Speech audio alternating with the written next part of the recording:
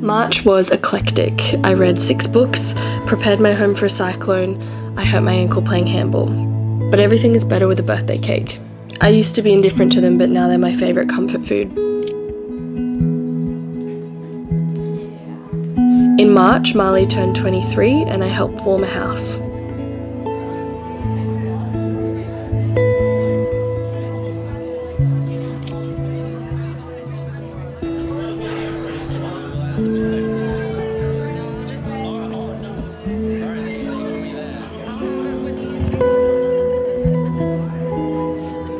As the anxiety of moving overseas eases into anticipation, it's also making each moment that passes much sweeter.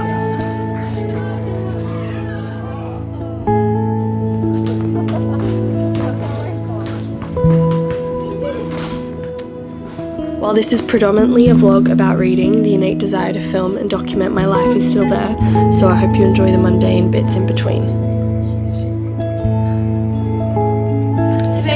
Giving Jemmy her first sewing lesson. We don't have an until, so we're doing fiddle my honey until he milk. until you milk. No, I like this one. My broccoli and my delicate chocolate bowl.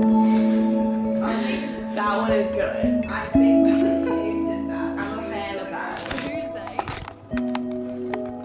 Beautiful puppy dog. This is the book I'm reading. It's Monday night. I am sick. I've just come back from playing 4 days of handball, of beach handball, so in the Australian sun, at the beach from about 8 AM till 4 PM every day.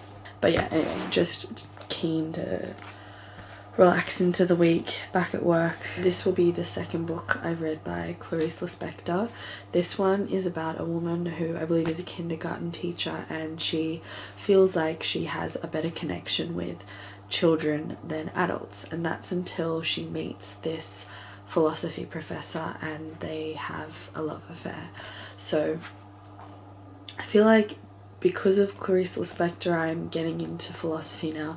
I did take a philosophy course at university in my first year, but my brain hasn't gone there for a very long time. So yeah, it'd be interesting to get back into that.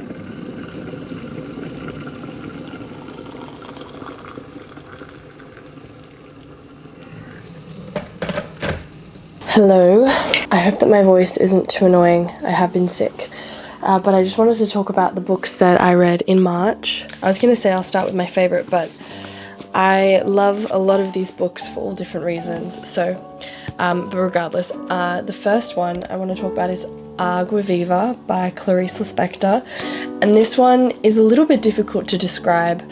It's contemplation, I think, is how I would start. It's a very musical and poetic prose, and it's Clarice Lispector's exploration of the present, even though the present is ever-changing. But it's also about how one can live life, or at least how beautiful life is once you realise or acknowledge that life ends when the body dies.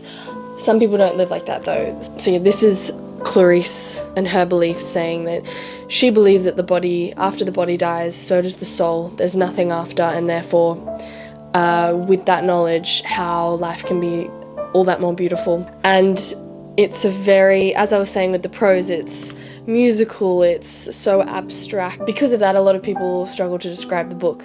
It's pure vibes. I love it. I hope that intrigues you enough, because it's a really, really good book. The next two I'm going to put together are the first 2 books in Deborah Levy's autobiographical trilogy. The first one being Things I Don't Want to Know, and then The Cost of Living. This first book goes back to the basics. It describes her life and upbringing in apartheid South Africa. She's from a Jewish family. Levy is a very Jewish last name, and like her father was imprisoned for many years for being on the side of Nelson Mandela during a really volatile time in South Africa's history. I cried at one point in the book, and it made me realise I haven't cried in ages.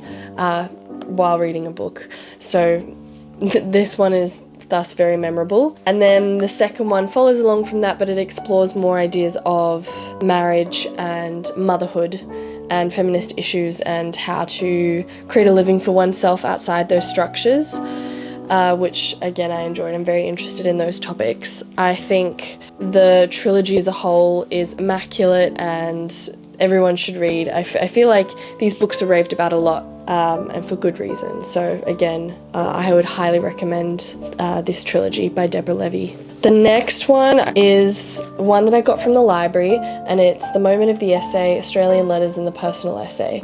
And this, I think essays have been a very popular medium worldwide, but it hasn't really had its moment in Australia until recently, or in the last decade, last 2 decades. And it's an essay itself on the beauty of essays, how it creates connection, how it's vigorous and truth-seeking. I have a lot of attempted essays. I think I really like writing in that form.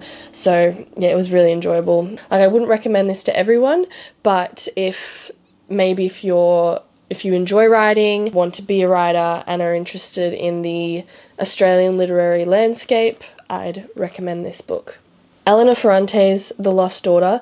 I think Elena Ferrante is my favourite living author. I haven't read that many books in my life, so this doesn't really mean much, but she's probably one of the best writers I've ever read. The Lost Daughter is about this mother whose daughters go and stay with their dads for the holidays, and she's anticipating this period to be a time of loneliness, but then she surprises herself and actually feels a sense of liberation. I don't really want to go into how I feel about motherhood because I think I haven't fully figured it out. I think about it a lot because it's so transformative, positively and negatively. So yeah, I feel like that's why I'm so drawn to stories about motherhood and that kind of thing. But again, Elena Ferrante is a fantastic writer. This one's short. I think it would be a good holiday read. And there's a movie which I'm now keen to watch. I know it has Paul Mescal in it, Dakota Johnson and Olivia Colman. So yeah, I'm keen. And then the book that I absolutely devoured this month is Sunrise on the Reaping, which is the new Hunger Games book that centres around Haymitch's story and his Hunger Games.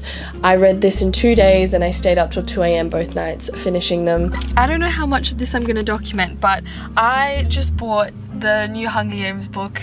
I love the Hunger Games more than I love Harry Potter, and Harry Potter were the books that got me into reading, so big day. It's only 380 pages. Less than 380 pages. It's not enough. It's really not enough. Anyway, I'm so incredibly excited to read this. I think some of the critiques of this is that it's kind of like fan fiction, but Suzanne Collins once said that she'd never be caught writing a plot hole, and she delivers on that. Everything matches up perfectly. Lucy Gray haunts the story so well. I'm going to try and do this spoiler free, but it's also really hard. I'll make sure in editing, if I've spoiled anything, I'll mention it on the screen. The story is paced very well. You know, there's so much that occurs leading up to the games. It's important to remember that it's YA, and therefore some violence is, in some instances, the violence is spoken about after the fact, and like the remains are found, but you don't, as the readers, don't get to see the actual violence play out, which is good, I think, because then it's also like, I think when people online, I remember the dialogue where when people are like, oh my god, Suzanne Collins could just write year after year each Hunger Games and make money off it, but that defeats the point of the Hunger Games, because that's how the Capitol views the Hunger Games, because it's entertainment, and are we now viewing children in an arena as entertainment? So I think it's important understanding that this book is also about propaganda, that I guess I'm glad that some things were muted down and we didn't need to see a lot, we just needed to know what happened. If that makes any sense at all. I'm so sorry, I'm struggling without, I don't want to spoil it. I want to give a spoiler-free review. So, yeah, I underlined so many things because it's like, oh my, like in the first couple of pages, I got it so excited about all the name dropping. And this person's here and this person's here. I think, importantly, if you want to know whether you need to read the books before this one, your experience, your reading experience will be so much better if you have read the books. But if you haven't read the books, rewatch Catching Fire and rewatch The Ballad of Songbirds and Snakes. I think they're the two most important movies you should watch. If you don't want to read all the books, but you have time to read some, I'd read Catching Fire. I think that's the most important one. But other than that, and I say that because this is about propaganda, and there's a section in Catching Fire where Katniss watches Haymitch's games. So we do know a little bit about the games and what we're going into, but it's only from her perspective, from the Capitol's perspective. You know, the Capitol created that recording, and that's why she's allowed to watch it, which I think is important to know. That's what I would say. I think this will be the end of the video. Thank you so much for watching.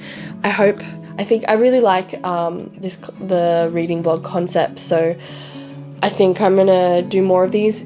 I hope you like them. Let me know. But yeah, thank you so much for watching, and I'll see you next week.